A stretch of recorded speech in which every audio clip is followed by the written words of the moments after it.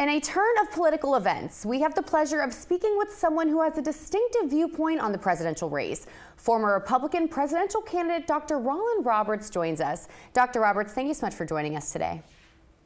My pleasure. Thanks for having us. So just about a year ago, you announced your candidacy for president.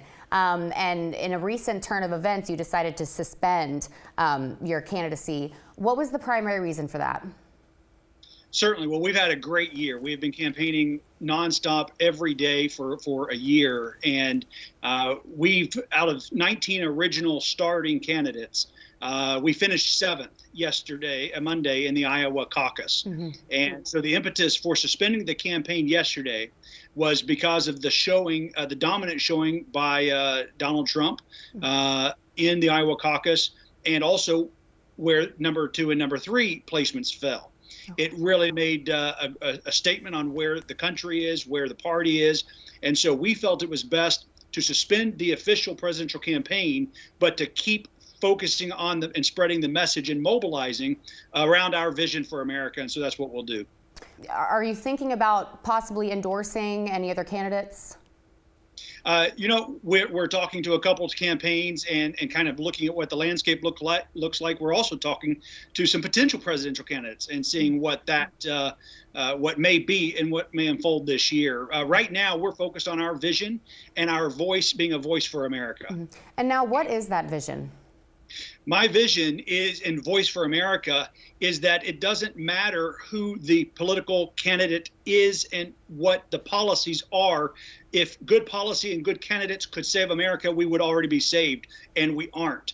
My belief and vision is that America needs God, and until he is recognized in America in his rightful place again, no amount of policy, no amount of protesting, no amount of rioting will solve the division in America today.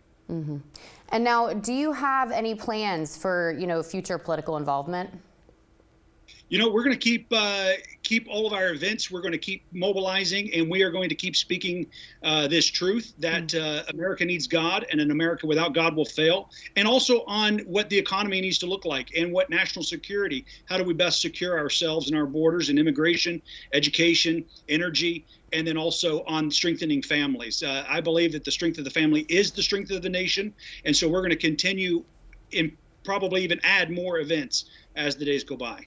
Okay, and I do have to ask you, I mean, you really have, you had an inside seat at what was really going on. So I want to ask you, what are your thoughts right now with how the race is going?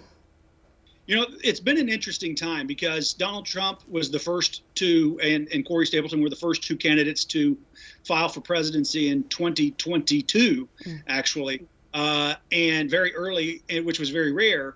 And we actually thought it was going to be a small field. I was the 3rd presidential candidate to file, and we thought there would only be about 7 or 8 candidates, and everybody and their brother ended up jumping in.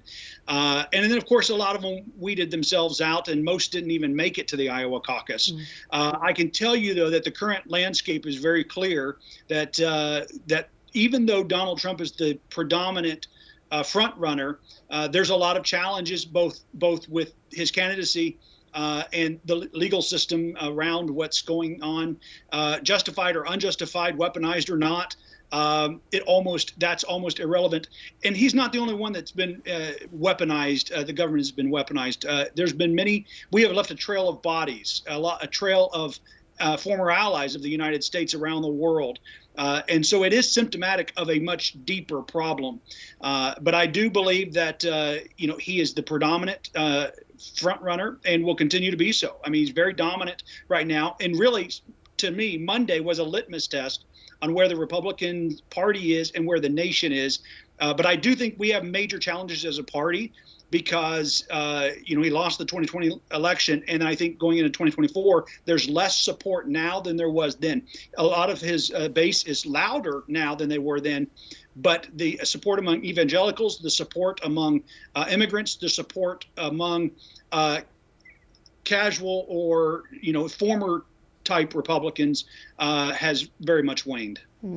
That is fascinating. Dr. Roberts, I want to thank you so much for joining us. And now, how can our viewers keep up with you?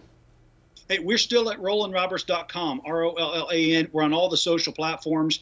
And if you believe that America needs God and that we will be better off with his blessing than just our machinations of how to be better, then please keep up with us. Thank you so much. Thank you, Rollan. We're back after this.